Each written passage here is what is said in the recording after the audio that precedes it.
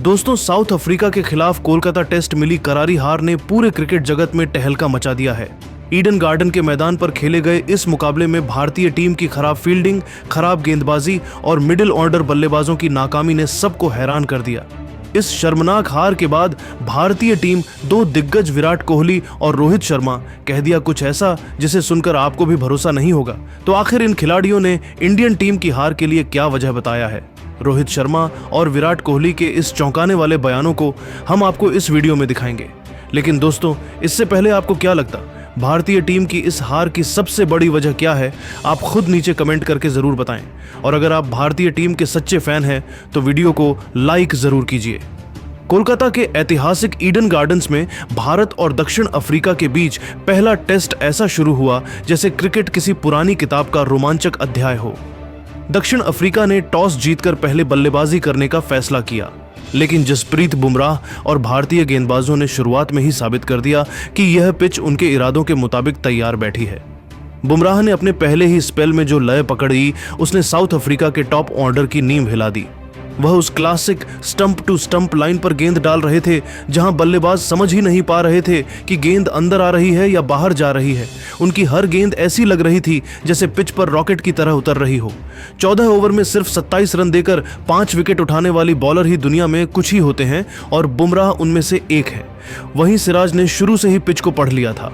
गेंद थोड़ी नीचे रह रही थी, कुछ रुक कर आ रही थी और सिराज लगातार उस लेंथ को दोहराते रहे जहां दक्षिण अफ्रीका के बल्लेबाज विफल होते गए। उन्होंने मार्को जैनसन और वेरिएन को आउट करके साउथ अफ्रीका के निचले क्रम की कमर तोड़ी।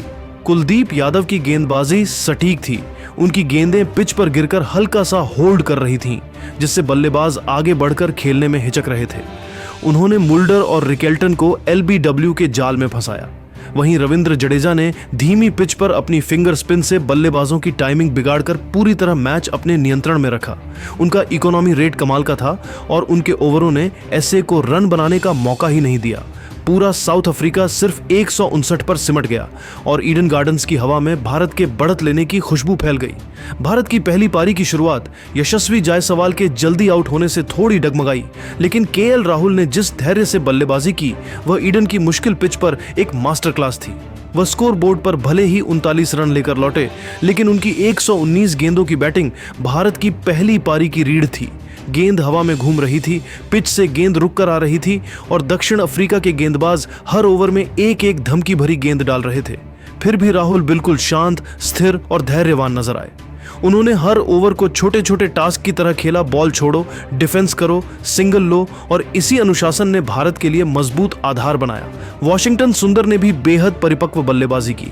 29 रन दिखने में छोटे लगते हैं, लेकिन 82 गेंदों में उस पिच पर इतना लंबे समय तक टिकना टीम के लिए सोना था। उन्होंने अपनी तकनीक से स्पिन को न सिर्फ झेला बल्कि शानदार कवर ड्राइव और सिंगल लेकर स्ट्राइक घुमाते रहे। पंत की 27 रन की पारी थोड़ी तेज थी और मैच की रफ्तार के खिलाफ थी, लेकिन कई बार टेस्ट मैच में ऐसे कैमो शॉट विपक्षी को हिला देते हैं और पंत के कुछ सटीक शॉट्स ने साउथ अफ्रीका के गेंदबाजों को अटकाया। जडेजा ने 27 रन बनाए। उनकी पारी भारत को बढ़त दिलाने के लिहाज से महत्वपूर्ण थी, क्योंकि वे जिम्मेदारी के साथ खेल रहे थे और पिच को समझ चुके थे। हालांकि साउथ अफ्रीका का सबसे बड़ा हथियार बना सिमोन हार्मर। उनकी गेंदों में जबरदस्त टर्न था।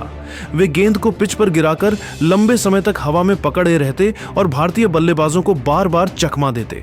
उन्होंने पंत, जडेजा, जुरेल और अक्षर जैसे बड़े शॉट खेलने वाले बल्लेबाजों को आउट करके भारत की पारी को रोक दिया।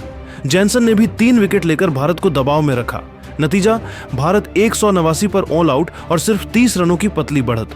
दूसरी पारी में दक्षिण अफ्रीका को एक अच्छी बढ़त चाहिए थी, लेकिन भारतीय गेंदबाजों ने फिर तूफानी शुरुआत की। रिकेल्टन 11 रन पर, मार्करम 4 रन पर और मुल्डर 11 रन पर आउट हुए। जडेजा ने अपनी फुल स्पीड ड्रिफ्ट और टर्न से बल्लेबाजों को फंसाया। उनकी गेंदें पिच पर गिरते ही हल्का सा रुक रही थीं और बल्लेबाज आगे बढ़कर खेलने की हिम्मत भी नहीं कर पा रहे थे। कुलदीप यादव ने अपनी तेज टर्नर और धीमी फ्लोटर से विकेट निकालकर साउथ अफ्रीका को बीच में रोका। बुमराह ने भी मार्को जैनसन को आउट करके एक बार फिर साउथ अफ्रीका पर दबाव डाल दिया, लेकिन कप्तान टेम्बा बवुमा का दृढ़ संकल्प दक्षिण अफ्रीका की उम्मीदों का आखिरी आधार बना। उन्होंने 136 गेंदों में नाबाद 55 रनों की शानदार पारी खेली। एक ऐसी पारी जिसमें शॉट कम, आत्मसंयम ज्यादा और हर गेंद पर भरोसा झलक रहा था। लेकिन उनकी मेहनत भी साउथ अफ्रीका को सिर्फ 153 तक ले जा सकी और भारत को 134 रन का लक्ष्य मिला। लक्ष्य छोटा था, लेकिन ईडन की तीसरे दिन वाली पिच बिल्कुल अलग रूप में थी। गेंद नीचे रह रही थी, उछाल अनियमित था और जैनसन की गेंदों में आग भरी हुई थी। भारत की दूसरी पारी की शुरुआत मानो दुःस्वप्न जैसी रही। यशस्वी जायसवाल पहली ही ओवर में बिना खाता खोले आउट हुए और केएल राहुल भी सिर्फ 1 रन बनाकर मार्को जैनसन की उछाल लेती गेंद पर वेरिएन को कैच थमा बैठे। भारत मात्र 7 ओवर में 2 विकेट के नुकसान पर 10 रन पर पहुंच चुका था और ईडन गार्डन्स की हवा अचानक भारी हो गई थी। ड्रेसिंग रूम में बेचैनी थी और दक्षिण अफ्रीका का आत्मविश्वास लगातार बढ़ रहा था।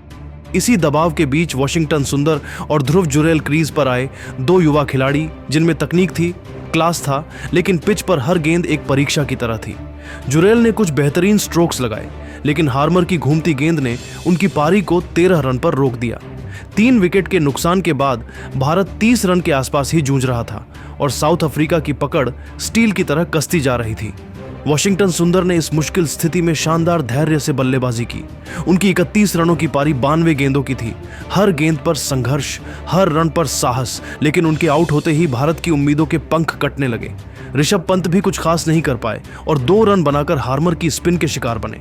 जडेजा ने 18 रन बनाकर टीम को संभालने की कोशिश की, लेकिन हार्मर ने उन्हें भी एलबीडब्ल्यू कर दिया। उधर अक्षर पटेल ने आकर 17 गेंदों में 26 रनों की तेज पारी खेलकर मैच को थोड़ी देर के लिए जीवित रखा, लेकिन वह भी महाराज की गेंद पर बाबूमा को कैच देकर लौट गए। निचला क्रम तो टिक ही नहीं पाया। कुलदीप 1, सिराज 0, बुमराह 0 और कप्तान शुभमन गिल कंकशन रिटायर होकर वापस नहीं आए। भारत की दूसरी पारी 93 रनों पर सिमट गई और ईडन गार्डन्स की भीड़ स्तब्ध रह गई, क्योंकि यह लक्ष्य इतना मुश्किल नहीं दिख रहा था, लेकिन दक्षिण अफ्रीका के गेंदबाजों ने इसे पहाड़ बना दिया। सिमोन हार्मर ने 4 विकेट, महाराज ने 2 विकेट और जैनसन ने शुरुआती झटके देकर भारत की पूरी बल्लेबाजी को तहस नहस कर दिया। अंततः दक्षिण अफ्रीका ने यह मुकाबला 30 रनों से जीत लिया, एक ऐसी जीत जो उन्होंने अपनी गेंदबाजी के दम पर छीन ली। भारत की ओर से सुंदर और अक्षर के संघर्ष के बावजूद पिच, दबाव और स्पिन जाल ने मिलकर मैच का रुख बदल दिया।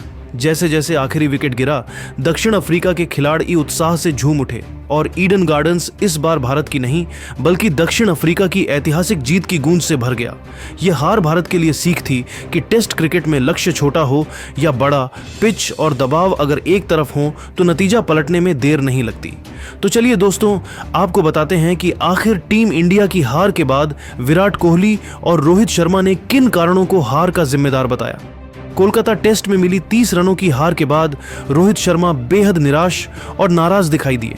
रोहित के अनुसार यह हार सिर्फ परिस्थितियों या पिच की वजह से नहीं आई, बल्कि टीम की बैटिंग अप्रोच और योजना पूरी तरह बिखरी हुई थी। उन्होंने कहा कि भारतीय बल्लेबाजों ने दबाव में गलत फैसले लिए और जिस तरह लगातार विकेट गिरते गए, उससे लगा कि टीम ने कठिन हालात को स्वीकार ही नहीं किया। रोहित ने साफ कहा कि टेस्ट क्रिकेट में डर कर नहीं, दिल और दिमाग से खेलना पड़ता है। इस पिच पर बल्लेबाजी मुश्किल थी, लेकिन असंभव नहीं। दक्षिण अफ्रीका ने बल्लेबाजी की तो फिर हम क्यों नहीं कर सके।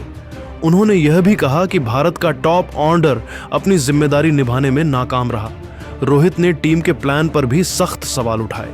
उनका कहना था कि शुरुआत में ही पिच को गलत पढ़ा गया, गलत रणनीति अपनाई गई और बल्लेबाजों को परिस्थिति के मुताबिक खेलने के लिए मानसिक रूप से तैयार नहीं किया गया। उन्होंने यह भी कहा कि पिच खराब थी, लेकिन इतने खराब शॉट्स के लिए पिच को दोष देना आसान बहाना है।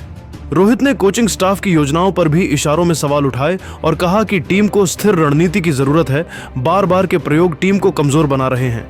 उनके अनुसार यह हार भारत को चेतावनी है कि सिर्फ नाम से मैच नहीं जीतते, तैयारी, योजना और जज्बा भी चाहिए। विराट कोहली इस हार से साफ तौर पर आहत और गुस्से में थे। कोहली ने कहा कि भारत ने इस मैच को खुद अपने हाथों से गंवाया।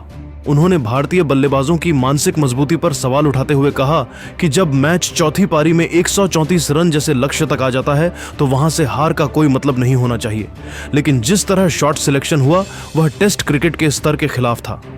कोहली ने कहा कि बल्लेबाजों ने एक एक करके ऐसी गलतियां की जो अनुभव या तकनीक नहीं बल्कि मानसिक कमजोरियों की ओर इशारा करती हैं।